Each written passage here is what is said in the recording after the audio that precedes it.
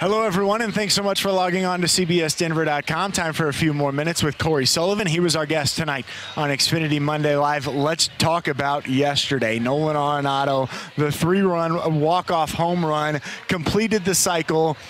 Is he the MVP?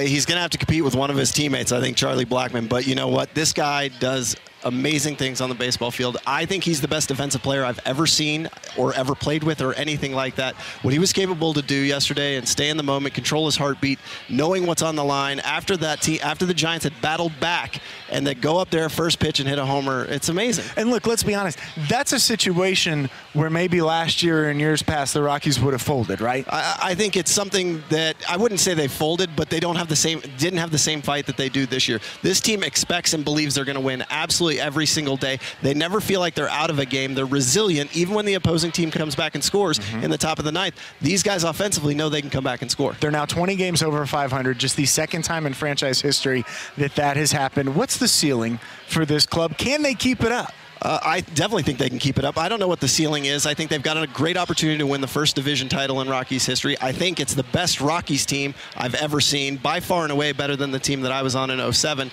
I think they can pitch, they can hit, they play some of the best defense I've ever seen. And when you're able to do all three things in that formula, you're going to win a lot of ball games. 100 games, 95 games, I don't know what it is because you never know what's going to happen injury-wise or things like that. But this team and the way they play, the way they've weathered the storm with the injuries that they've already had, I think they got a great opportunity. And that's the thing, isn't it funny? Because you look at the injuries and the guys that you thought were going to be in the lineup, some of the pitchers you thought were going to be in the starting rotation. Then you start the year, maybe the hitting wasn't as good as you thought it would be, but they continue to find a way to win ball games. And that's really all that matters. You know, all the advanced analytics we can talk about can sit there. It really doesn't matter because at the end of the day, as long as you have one more run than the other team, that's really all that matters. And these guys, they know how to win different ways. You were talking about the beginning of the season. It was all finesse and pitching. We're all wondering, when's the hitting going to come along? Well, now the hitting's come along, and the pitching's kind of trailed off a little bit. But when you have the dynamic of being able to win both ways, it's scary because you never know. They might come out and start pitching really well and hitting really well, in which case they're going to run away with it. Right. Yeah. Right. All right, we're going to get you out of here on this. It is tonight's CBS 4 poll question.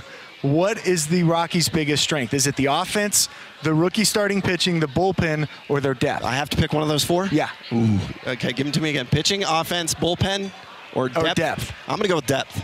I'm going to go with depth because this team's been able to weather storms to the starting rotation, to the bullpen, and to the position players. And anytime you can do that, I like to compare it to last year. The Arizona Diamondbacks were projected to be phenomenal. A.J. Pollock gets hurt the week before the season starts, and they go out and almost lose 100 games because they lost their leadoff hitter. This team has been able to weather any guy they've lost in any situation.